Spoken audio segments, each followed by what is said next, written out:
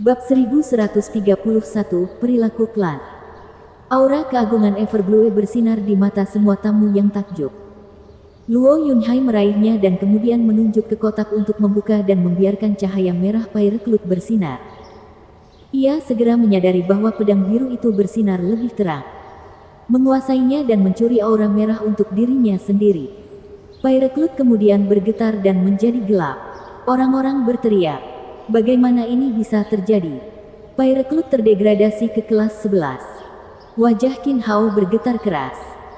Urat nadinya patah di dahinya saat jantungnya berdebar kencang seperti kuda sekarat. Apa-apaan? Mengapa pedang spiritual kelas 12 bisa naik dan terdegradasi? Apakah Everblue mampu mengambil kekuatan pedang spiritual lainnya? Itu gila.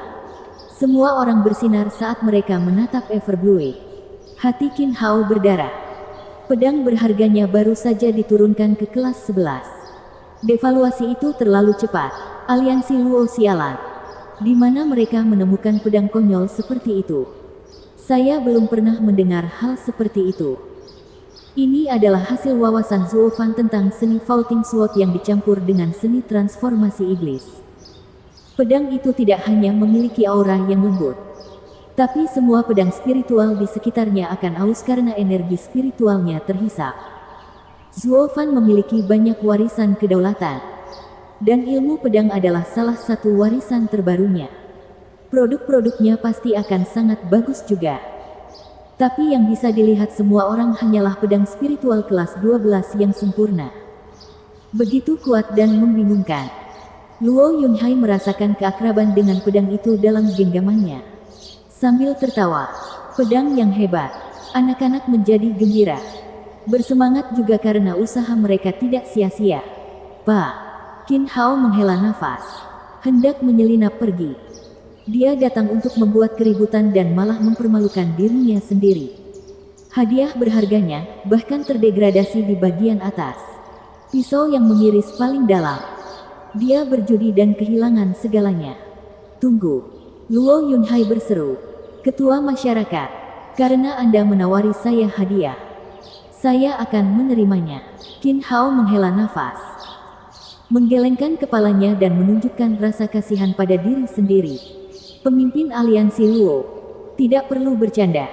Dengan sumber dayamu yang dalam, aku tidak bisa membandingkan perhiasan remehku dengan pedang sucimu. Putri Anda yang paling benar. Pedangku tidak ada artinya bagi pemimpin aliansi. Apalagi sekarang, sudah terdegradasi. Aku akan pamit dan tidak mengganggumu lagi. Qin Hao merosot saat dia menyelinap pergi. Tidak secepat itu. Luo Yunhai tersenyum.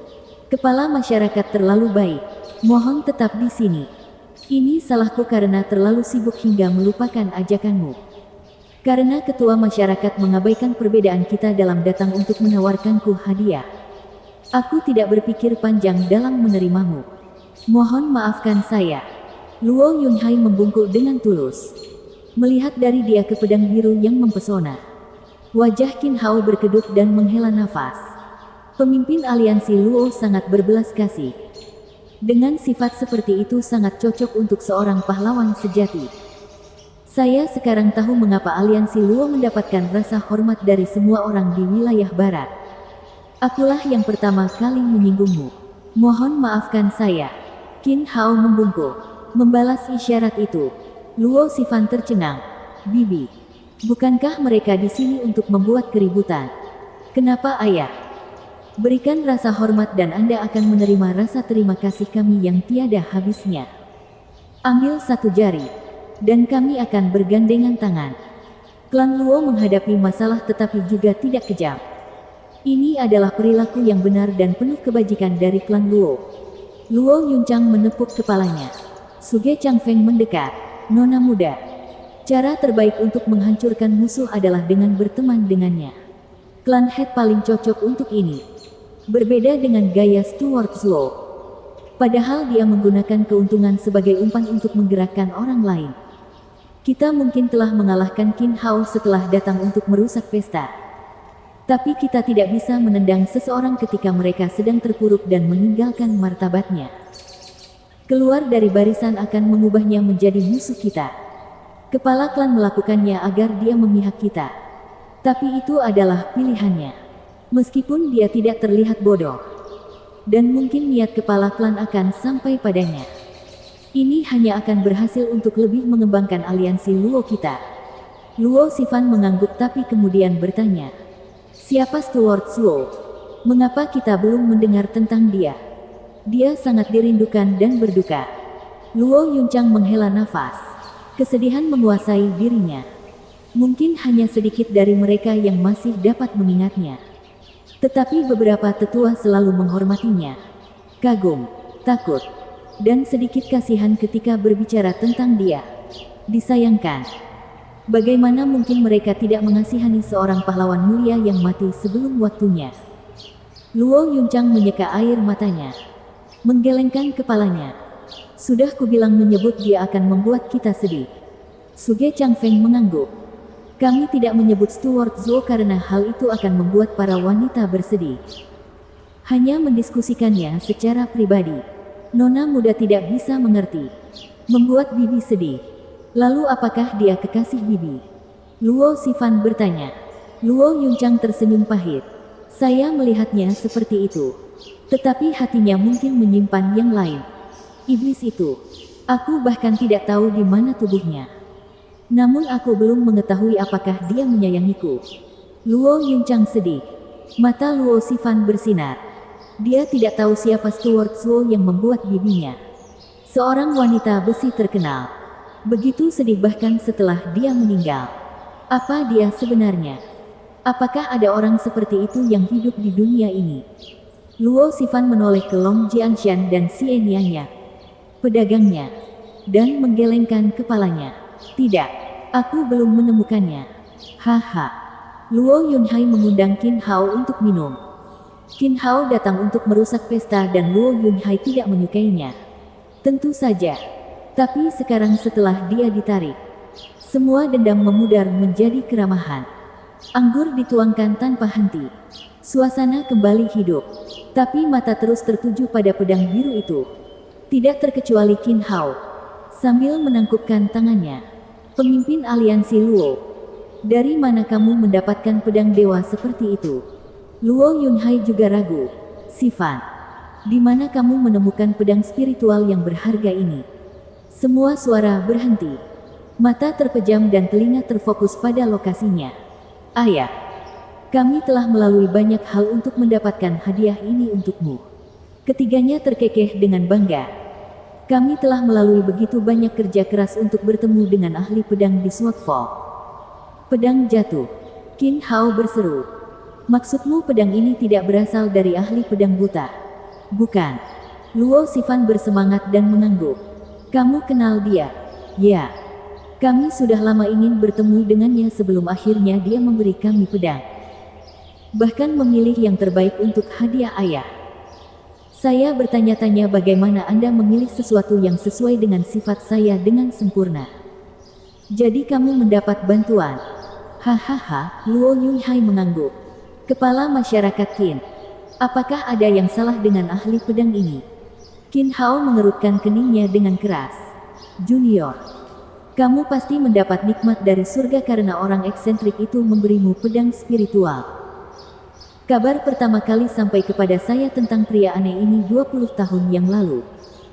Saya juga mengirim orang untuk mendapatkan pedang. Tetapi tidak ada yang berhasil. Dalam kemarahan, saya mencoba memaksanya. Hanya untuk kehilangan semua yang telah saya coba. Tidak kalah ahlinya di Genesis Stage. Ketika korban jiwa mencapai 100. Saya menyadari bahwa hal ini tidak ada harapan lagi. Ahli pedang buta sama sekali tidak normal. Kemudian, saya mendengar seseorang bahkan mengirim 400 ahli Genesis Stage untuknya namun tidak ada yang kembali. Aku senang aku tidak masuk ke sarang iblis. Sejak saat itu, tidak ada yang mencoba apapun. Bahkan jika ada pedang suci di sana, tidak ada yang akan mencoba lagi. Namun satu hal yang pasti, tidak ada pedang yang lepas dari tangannya. Aku tidak percaya putrimu berhasil melakukannya. Surga pasti sangat menyukaimu. Pedang itu seperti rumor yang beredar. Sangat indah. Semua orang terkejut. termasuk anak-anak. Bicara tentang keberuntungan iblis. 3 bocah nakal melakukan apa yang tidak bisa dilakukan oleh ratusan ahli Genesis Stage. Anak-anak tidak mengerti seperti sebelumnya. Apakah itu seharusnya sesulit itu? Tapi paman buta itu cukup baik. Bagaimana dia bisa kejam ketika bertengkar dengan junior? Tapi kemudian mengingat Kiawer menakuti iblis botak dengan 2 kata. Ketiganya menjadi tegang. Apakah kita baru saja pergi ke neraka dan kembali? Bab 1132, Dicegat. Ayah. Saya ingin tahu apakah aliansi Luo pernah memiliki anggota yang buta. Pemimpin aliansi. Kita menghadapi situasi yang serius. Luo Yunhai memikirkan sesuatu dan bertanya. Tetapi teriakan panik yang tiba-tiba menarik perhatian semua orang keluar aula. Seorang pengintai berbaju hitam menyerbu masuk dan berlutut. Kami mendapat kabar dari area pusat bahwa Raja Pedang Pembelah Naga sedang dalam perjalanan untuk membunuh pemimpin aliansi. Anda harus selamat dan bertahan hidup. Apa? Semua orang di perayaan itu panik. Aula tenggelam dalam suara-suara panik. Raja Pedang Pembelah Naga, yang pernah menjadi yang terbaik di wilayah barat, kini mengincar kepala Luo Yunhai. Ini adalah bencana. Tidak ada apapun di wilayah barat yang bisa menghentikannya. Aliansi Luo berada dalam masalah besar. Banyak tamu yang berpenampilan gelap menunggu tanggapan mereka. Suge Changfeng bergegas menghampiri pengintai itu. Membentaknya. Seberapa solid informasinya? Dia adalah Raja Pedang. Bukan seseorang yang tunduk pada pembunuhan kotor. Apakah kekaisaran mengirimnya? Apakah mereka hanya mengincar aliansi Luo? Steward Suge. Laporan mengatakan bahwa area pusat tidak mempunyai andil dalam hal ini. Bahwa Dan Qingsen melakukannya sendiri. Apa yang pernah kita lakukan padanya? Kepala klan, pelayan. Bukan untuk dia tapi orang lain. Karena dia membawa pemuda bangsa kita kepadanya dan meminta kematian kepala klan. Saat ini sudah menyebar kemana-mana. Semua orang menyebutnya kebencian menghasilkan kebencian. Bagian dari dunia kultivasi. Sekarang mereka sedang menunggu drama terungkap antara aliansi Luo dan Dan Qingsen. Wajah Suge Changfeng bergetar keras karena masalah yang mustahil itu. Ini serius. Karena ini dianggap sebagai dendam seorang kultivator. Dan hanya setelah 1 orang. Tidak ada ahli dari 4 negeri yang akan membantu. Terutama karena area pusat tidak menyerang kita. Kematian Luo Yunhai tidak berarti apa-apa bagi keempat negeri. Dampaknya terbatas pada aliansi Luo. Bukan hilangnya kekuatan, tetapi restrukturisasi kekuasaan. Sementara keempat negara mempertahankan kekuatan mereka. Aliansi Luo akan hancur karena redistribusi kekuasaan. Keinginan Double Dragon Manor tidak diragukan lagi. Meminta mereka untuk membantu sekarang. Suge Changfeng menggelengkan kepalanya dan menghela nafas. Leng Wuchang tahu situasinya mengerikan. Pikirannya bekerja keras mencari solusi. Dia tidak menemukannya. Saudara Yunhai, kami 9 pemimpin sekte akan mengajukan kasus Anda di hadapan Double Dragon Manor. Hanya yang mulia yang dapat menghentikan mantan murid mereka sekarang. Wen Tao berbicara. Yang lain tidak menentangnya. Tapi Qin Hao tidak berharap ini akan berhasil. Sebagai musuh lama aliansi Luo selama bertahun-tahun, dia paling mengetahui sikap Double Dragon Manor. Di masa sulit ini di mana seorang ahli tertinggi bergabung. Mereka semua mendukung Luo Alliance dalam meminta bantuan Double Dragon Manor. Tetapi apakah bantuan itu akan datang? Masih harus dilihat. Yang mulia paling bisa menandingi Dan Qingsen. Bahkan jika mereka setuju. Ini adalah pembunuhan. Dan Qingsen dapat menghindari mereka dengan mudah. Qin Hao, yang selama ini membiarkan Luo Yunhai menjaga egonya, memutuskan untuk memberikan nasihat halus. Jangan pergi karena mereka tidak akan membantu karena mereka terlalu ingin melihatmu mati. Yang lain terdiam. Dan Wu Qingqiu mengajukan proposal lain. Saya pernah dekat dengan klan Sangguan. Mungkin saya bisa mengirimi mereka permintaan bantuan. Agak, Saudara Wu. Kamu terus-menerus melakukan perjalanan ke negeri timur bahkan sampai sekarang. Hahaha, Wen Tao mencibir atas perbuatannya. Wu Qingqiu tersenyum sambil menatap Luo Yunhai. Baiklah. Terima kasih pemimpin Sekte Wu. Tapi pergi ke Double Dragon Manor masih lebih baik. Karena ini melibatkan wilayah barat. Akan lebih baik jika kita tidak membahasnya. Suge Changfeng mengangguk. Tampak muram. Kepala klan. Permintaan pemimpin sekte juga akan memakan waktu berhari-hari dan itu berarti menunda orang tua itu adalah suatu keharusan. Saya mengusulkan kita menggandakan penjagaan dan meningkatkan kewaspadaan patroli perbatasan sambil juga mengirim orang untuk mencegat di antara waktu tersebut untuk mengulur waktu. Seorang pria jangkung muncul di hadapan mereka. Cambangnya bergoyang tertiup angin. Dia menangkupkan tangannya. Kepala klan. Aku mengajukan diri untuk pergi menemui Raja Pedang Pembelah Naga. Penatua Li, kepala klan. Kami juga menjadi sukarelawan. Qiu Yanhai, Sue Qingjian, serta para tetua bumi dan langit juga menangkupkan tangan mereka. Luo Yunhai ragu-ragu. Kamu adalah yang mulia penjaga klan Luo, yang tiada bandingannya di aliansi Luo. Tapi Raja Pedang Pembelah Naga juga sama mengerikannya. Pergi berarti sebagai sesama ahli puncak Genesis. Kami ingin melihat apa yang membedakan Raja Pedang dari kami. Hahaha, Li Jingtian memberi hormat yang keras. Matanya bersemangat untuk berperang. Kepala klan, izinkan kami untuk melawan ahli sejati. Kematian tidak berarti apa-apa bagi kami. Tolong izinkan kami. Kepala klan, yang lainnya membungkuk. Luo Yunhai menghela nafas dan mengangguk. Semua orang memperhatikan mereka berlima dengan hormat. Kesetiaan dan keberanian yang dimiliki para bangsawan klan Luo sungguh menakjubkan. Bergegas dengan inisiatif mereka sendiri melawan musuh seperti itu. Sebelum kamu pergi, ajaklah Everblue bersamamu untuk membantu. Dan Pyreclot, meskipun tidak sebanding dengan Everblue milik pemimpin aliansi, ini akan membantu. Luo Yunhai menawarkan pedang spiritual barunya dan Qin Hao mempersembahkan Pyreclot yang terdegradasi. Ini adalah rasa hormat di antara para pahlawan. Ada modus menyesakkan yang lazim di aula.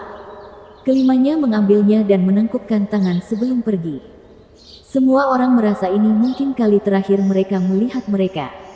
Saat angin menderu dan hujan deras, keberanian kita berangkat dan tidak pernah kembali. Qin Hao menangkupkan tangannya dengan penuh hormat. Pemimpin aliansi Luo, Anda hanya mengagumi kekuatan yang diperoleh aliansi Anda. Dan juga memiliki prajurit yang setia. Luo Yunhai menggelengkan kepalanya dengan sedih. Pelayan Zuolah yang membawakannya. Melihat mereka menuju kehancuran membuatku gagal sebagai kepala klan. Mempermalukan semangatnya. Pelayan Zuo lagi. Luo Sifan semakin penasaran. Siapa dia? Mengapa dia disebutkan hanya dengan rasa hormat? Seperti orang suci. Perasaannya diabaikan di saat yang mengerikan ini ketika kelangsungan hidupnya diragukan. Orang-orang bergegas, memasang pertahanan, membentuk patroli, apapun untuk menghentikan Dan Xingchen.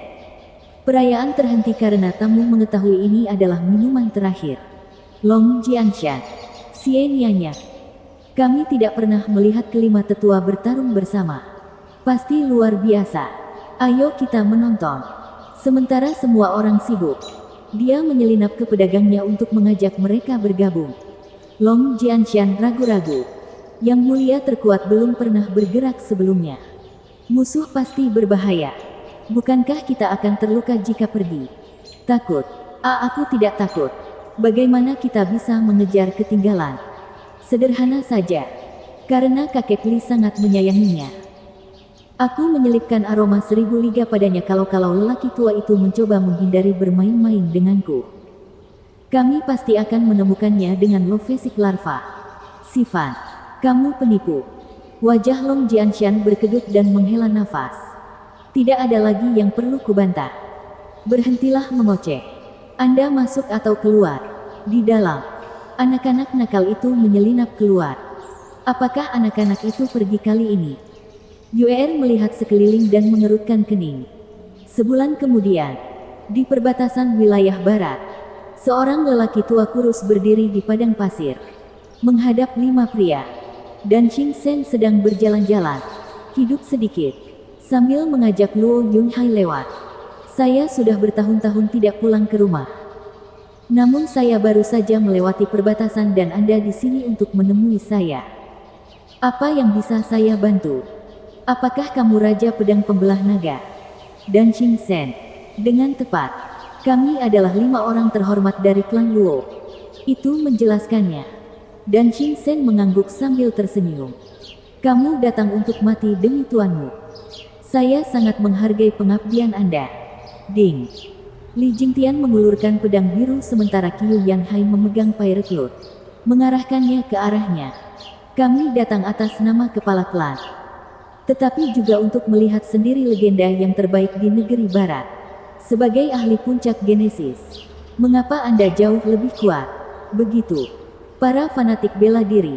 Sama seperti saya. Hahaha, dan Qing Sen terkekeh bebas.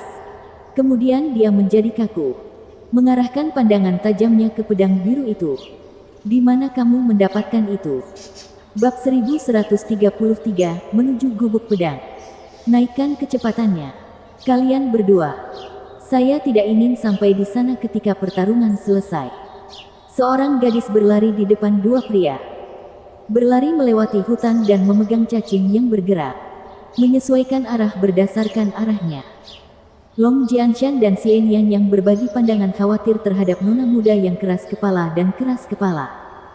Kak Sifan, ayo kita berhenti. Kami hanya akan membebani para yang mulia dalam pertarungan ahli Genesis Stage. Katakan jika kamu tidak ingin pergi. Jangan membuat alasan. Dasar ayam. Luo Sifan mendengus. Mempercepat. Kalau begitu, aku akan pergi sendiri. Saya belum pernah melihat pertarungan Raja Pedang. Apakah mereka sehebat yang mereka katakan sehingga mereka berlima pun tidak bisa mengatasinya? Para pedagang akan menundukkan kepala karena kalah pada bos wanita mereka yang keras kepala. Di sini, Luo Sifan melirik cacing yang mengangkat kepalanya dan menyala. Dia melintasi semak dan lautan kuning memasuki pandangannya. Dengan sinar matahari yang menyilaukan menyinari wajahnya yang halus. Matanya yang menawan. Dia membeku di tempat. Kegembiraannya untuk bertarung kini telah hilang dari wajahnya. Darahnya menjadi dingin. Suara mendesing. Para penjual juga datang. Saudari Sifan, tunggu kami. Kami. Duo ini menjadi kaku karena adegan yang mengejutkan itu. Bagaimana ini mungkin? Saat pasir bertiup, mereka menyaksikan darah berceceran di mana-mana. 5 sosok familiar tergeletak di dalamnya. Tak bergerak. Di depan mereka ada seorang lelaki tua berbaju biru. Memegang pedang biru dan menelusuri bilahnya dengan cemberut. Aneh. Bagaimana bisa ada seni pedang vaulting? Mengapa pedang ini mengandung misteri vaulting sword? Yang mulia juga tidak pandai dalam memurnikan. Sementara ilmu pedang mereka juga tidak mengesankan. Apakah ini berarti wilayah barat memiliki pewaris vaulting sword lainnya? Tapi kenapa klan Luo? Saya belum pernah mendengar ada orang dari klan Luo yang masuk ke Double Dragon Manor. Kakek Li. Luo Sifan berteriak sambil menangis. Bergegas ke arahnya sebelum 2 orang lainnya dapat menghentikannya. Sifan. Orang tua itu berhenti dan mengamati gadis yang tertekan menjaga Li Jingtian. Kamu dari klan Luo. Kakakmu adalah Raja Pedang Pembelah Naga. Dan Qing Sen. Mata Luo Sifan bergetar. Namun menguatkan dirinya untuk menatap tatapannya. Dan Qing Sen mengangguk. Saya. Anak-anak menggigil. Hati mereka menegang. Apakah kamu melakukan ini pada mereka? Luo Sifan pastinya ketakutan. Tapi dia berusaha keras untuk bertanya. Dan Qing Sen tertawa terkekeh-kekeh. Ya. Ini adalah hasil karya saya. Misi. Kamu cukup berani. Mengetahui aku menyakiti mereka namun tetap bergegas. Apakah kamu tidak takut aku akan mengambil nyawamu? Ketiganya tersentak dan gemetar seperti dedaunan. Luo Sifan mengepalkan tangannya. Klanku tidak punya pengecut. Kakek Li dan yang lainnya adalah yang kami hormati. Saya tidak akan menutup mata terhadap mereka. Wah. Sungguh gagah. Dan Qing Sen mengangguk. Saya bisa melihat keberanian klan Luo seperti yang mereka katakan. Bahkan anak-anak pun tetap teguh. Aku benci melawanmu hanya dalam hal ini saja.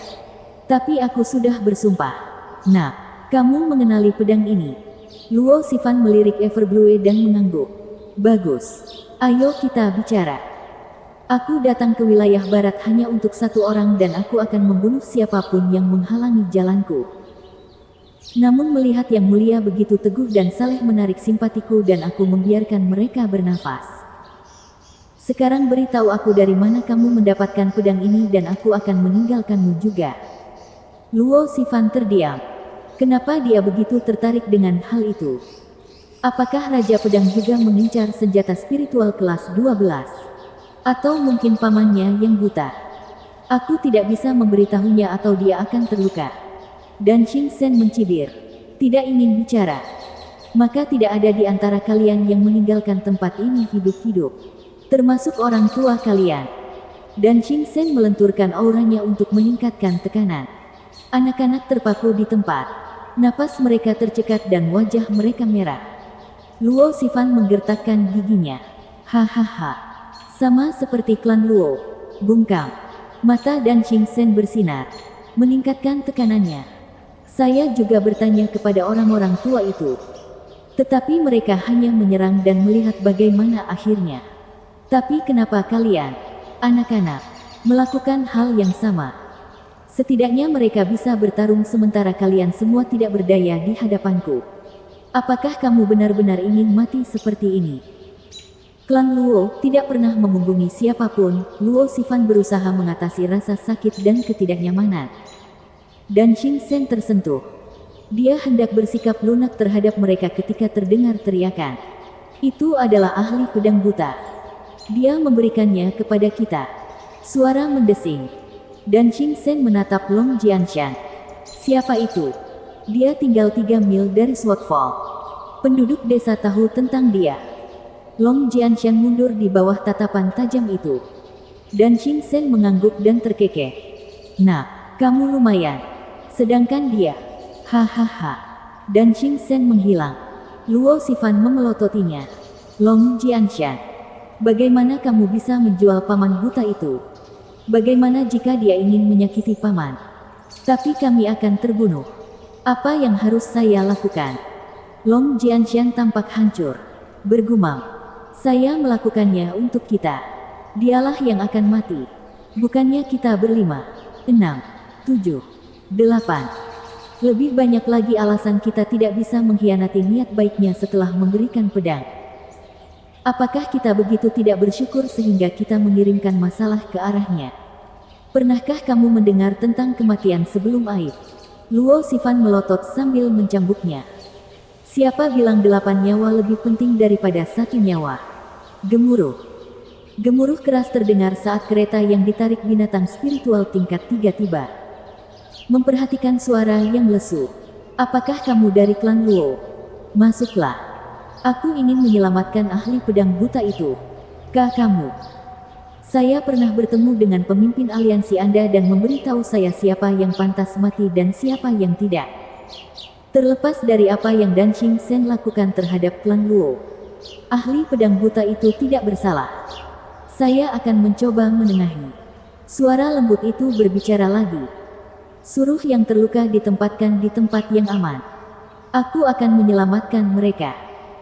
Luo Sifan mengangguk kegirangan dan memberi isyarat kepada Xianyan yang untuk meminta bantuan kepada para tetua.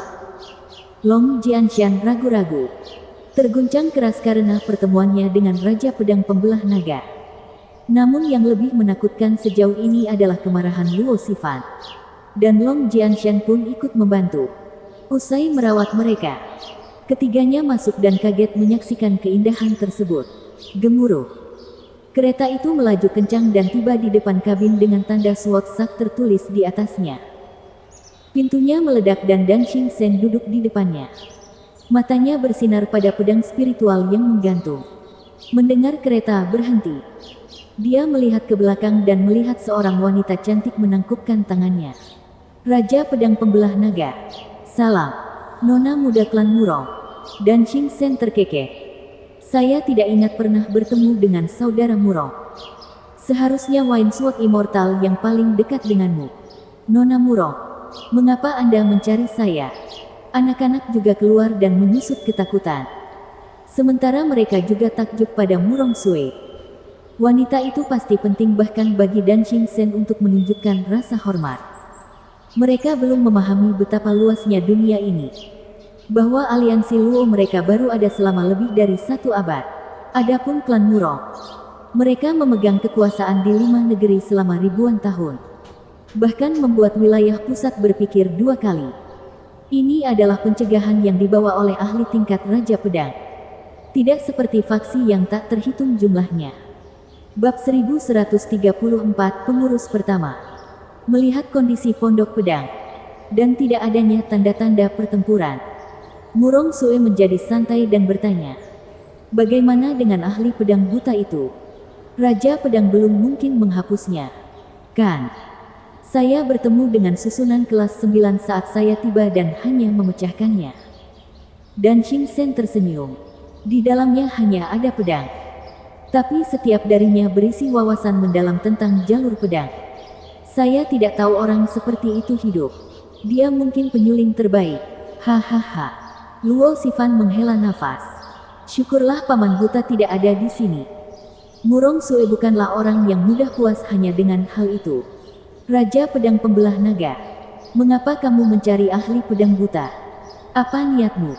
Untuk menanyakan beberapa pertanyaan. Itu dia.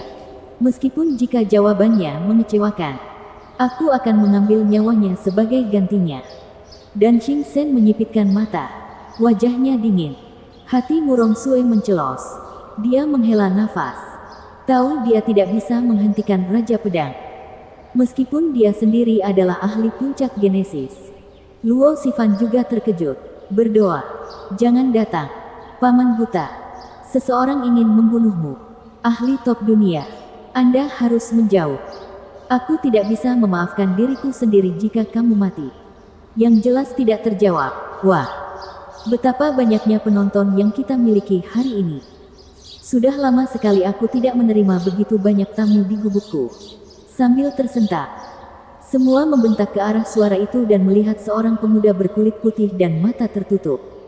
Senyumnya sinis. Dan beberapa tanda tangan lama di antara kalian juga. "Selamat datang, teman lama." Hahaha. Luo Sifan tersentak. "Lari, Paman. Dia ingin membunuhmu." "Bunuh aku? Siapa? Bukankah kita semua adalah teman lama?"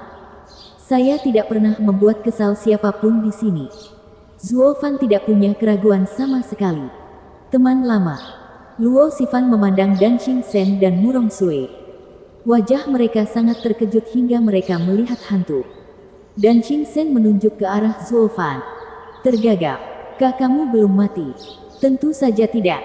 Atau kamu mengira akan ada hantu di siang hari bolong?" "Tidak pernah terlintas dalam pikiranku bahwa kamu adalah ahli pedang yang buta."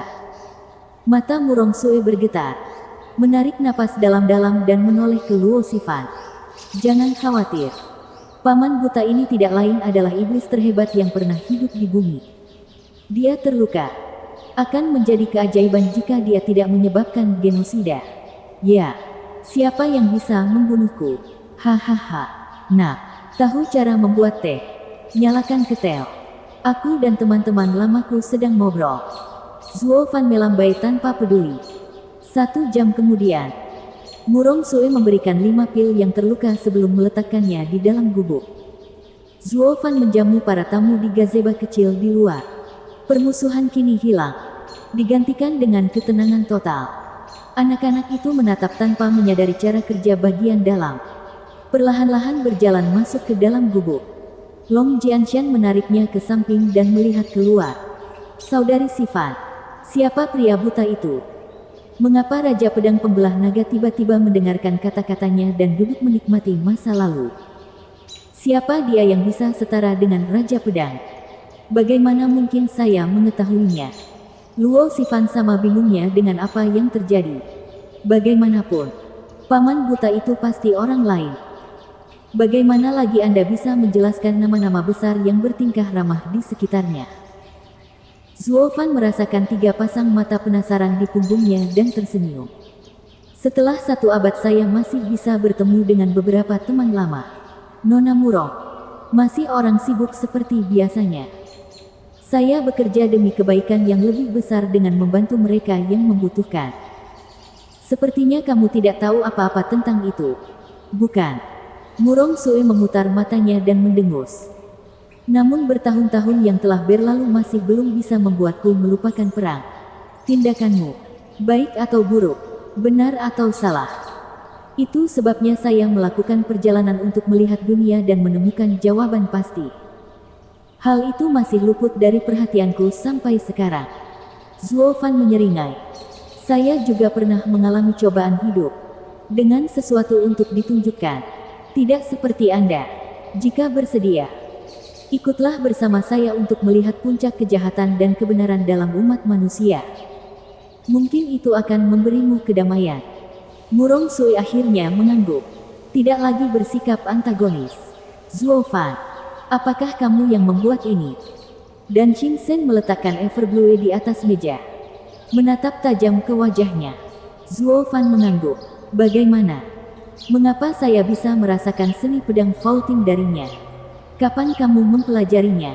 Selama 1 abad terakhir. Zuo Fan menghela nafas. Dan tua. Aku sudah lama menyembunyikan sesuatu darimu. Pertarungan di Double Dragon Manor itu. Zuo Fan mengungkapkan situasi vaulting sword secara detail. Maaf telah membodohi kalian semua. Vaulting sword ada bersamaku. Sedangkan yang mulia dan kamu mengira itu bersama yang lain. Beban ini telah ditanggung selama 100 tahun. Apa? Dan Qing Shen gemetar. Tidak dapat memahami bagaimana seorang bocah nakal menarik perhatiannya. Yang terbaik di negeri barat. Namun dia tetaplah orang yang jatuh. Memalukan. Murong Sue menatapnya lama dan tersenyum. Kamu benar-benar hebat. Mempermainkan yang terbaik dari negeri barat saat kamu bukan siapa-siapa. Menurutku tidak ada orang di dunia ini yang lebih gila sepertimu. Benar. Itu adalah pertaruhan besar yang membuatku sangat gugup. Grogi. Namun kamu masih mengambilnya. Di mana sekarang? Saya tidak akan mengembalikannya. Dan Qing Shen mengulurkan tangannya tetapi Zuo Fan menggelengkan kepalanya. Itu sudah bersamaku selama bertahun-tahun. Aku tidak melihat alasan untuk memberikannya. Aku hanya menjelaskan kepadamu dan memberimu pengertian. Sekaligus memberiku ketenangan. Maksudku, kamu pernah menyelamatkanku sekali dan tidak ada gunanya menyembunyikan hal ini darimu. Aku sudah menyelamatkanmu bertahun-tahun yang lalu dan kamu baru memberitahuku sekarang. Aku takut kamu akan membunuhku. Bagaimana dengan sekarang? Tidak. Zuo Fan berterus terang tidak seperti sebelumnya dalam hidupnya. Jenggot dan Qing Shen bergetar hebat karena marah. Terkutuklah. Dia sudah dewasa dan sekarang aku tidak bisa berbuat apa-apa. Saat Dan Qing Shen merasakan vaulting sword di Everblue, dia mengetahuinya. Ahli pedang itu memiliki pemahaman yang sama dengannya. Dan setelah melihatnya sebagai Zuo Fan, semuanya menjadi jelas. Zuo Fan pada awalnya adalah orang yang aneh. Butuh waktu 1 abad pasti membuatnya menjadi orang yang dibenci. Dia percaya dia akan menderita karena berkelahi. Jika itu yang terjadi. Setelah menggerutu beberapa saat, Dan Qing Shen menggebrak meja dan bangkit untuk pergi. Zuo Fan menghentikannya. Tunggu, Dan. Kita belum selesai membicarakan masa lalu setelah bertahun-tahun. Kemana kamu pergi? Persetan dengan kenanganmu. Aku tidak punya apa-apa untuk dikatakan kepadamu. Aku harus membunuh seseorang. Rasa haus darah yang tiada duanya telah menguasai diriku. Kamu membuatku marah besar. Zuo Fan tidak membiarkannya diam. Dan tua. Kamu bisa membunuh siapapun kecuali pemimpin aliansi Luo. Bantulah aku yang kecil ini dan biarkan dia pergi. Oke. Kebaikan. Kata-kataku adalah ikatanku. Seseorang membawakanku lukisan itu dan meminta kepalanya. Bagaimana saya bisa menolak? Dan tua. Tidakkah menurutmu itu sedikit aneh? Seluruh dunia mengetahuinya. Kamu sedang dipermainkan. Terus. Saya tidak peduli. Dan Qing Shen membentak. Saya memiliki prinsip saya. Sekalipun kami belum berselisih. Kami menepati janji kami.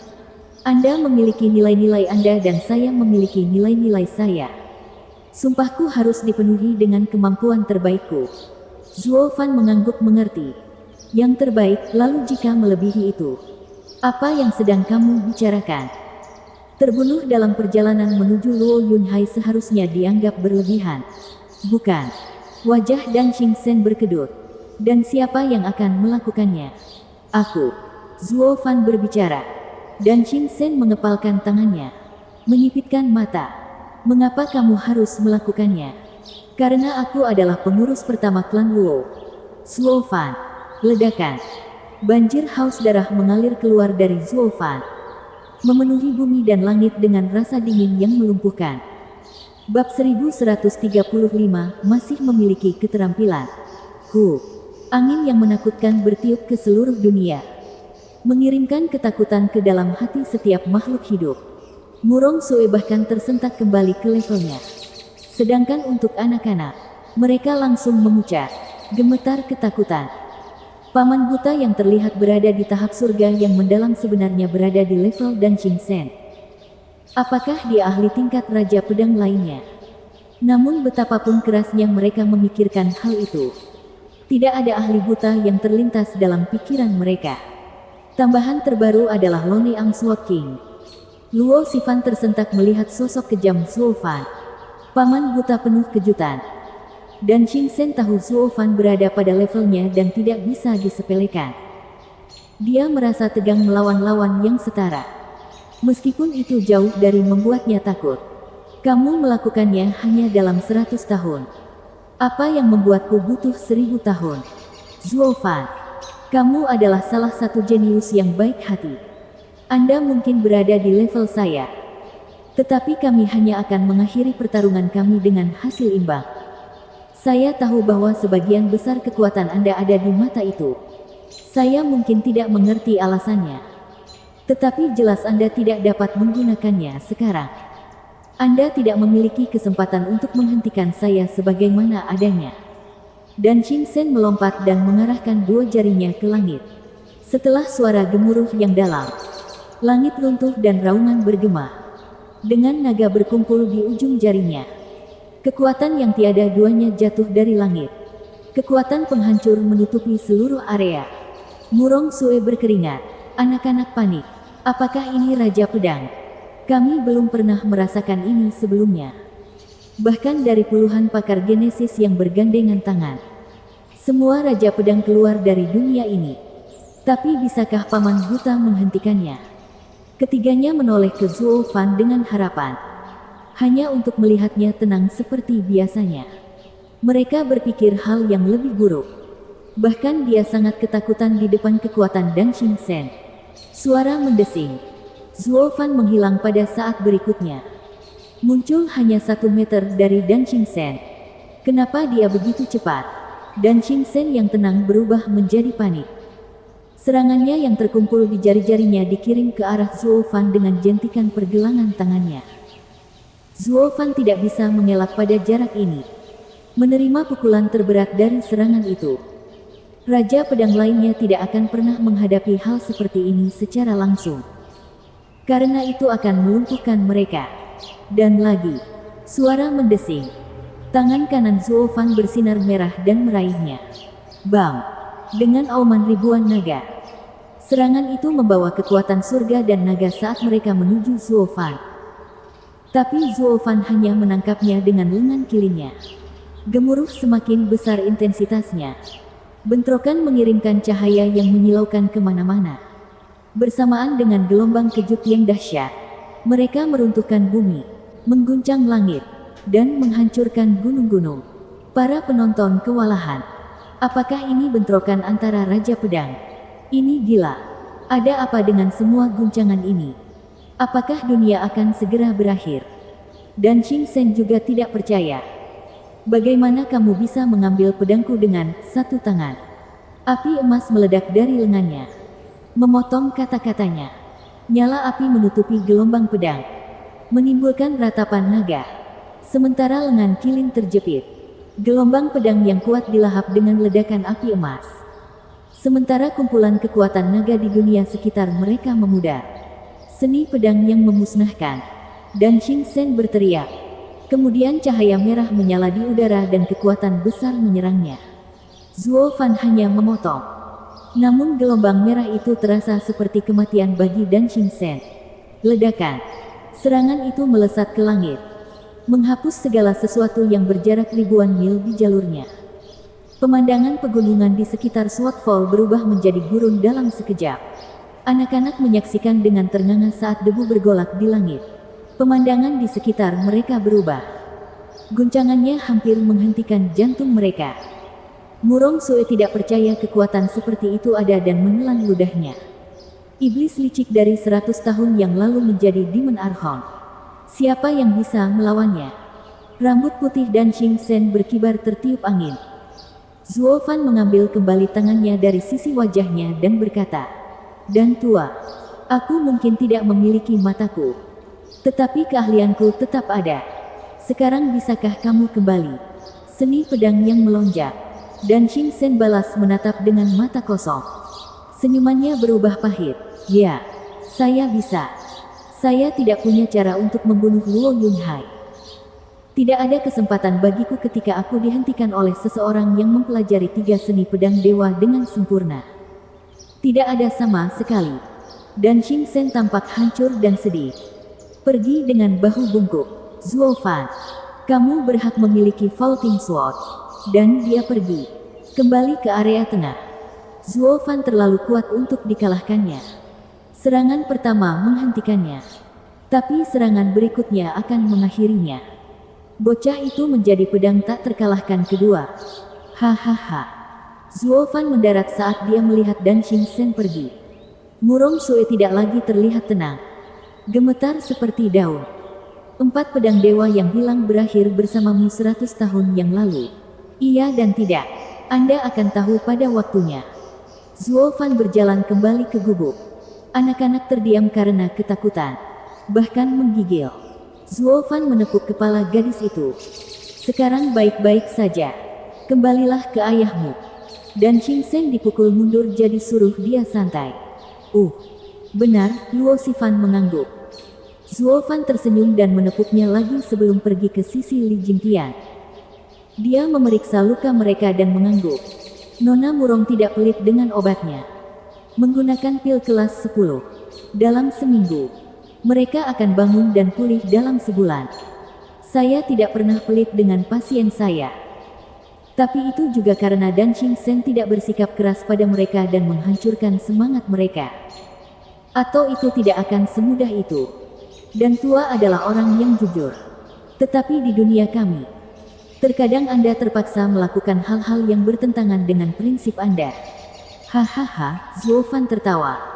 Mungkin dia menginginkan kekalahan ini. Benar-benar. Saya tidak melihat dia melakukan perlawanan. Anda tidak bisa menahan diri untuk tidak mengikuti keinginan hati Anda. Ini adalah cara lama dan... Zuo Fan tersenyum. Murong Sue merenungkannya. Luo Xifan mengumpulkan keberaniannya untuk berkata, "Paman Buta, apakah kamu dan aliansi Luo punya sejarah?" "Haha, mungkin ada beberapa di sana." Zuo Fan menyeringai. Lalu sebuah batu giok meluncur ke tangannya. Setelah membaca dengan cermat, wajahnya menjadi keras. "Nak, jangan bicara pada siapapun tentang hari ini. Bertingkahlah seolah-olah kamu belum pernah melihatku." Ketika para kakek tua itu bangun, bawa mereka dan pergi. "Mengerti?" Semua orang tersentak. Apa yang sedang terjadi? Kenapa tiba-tiba berubah? Bersambung.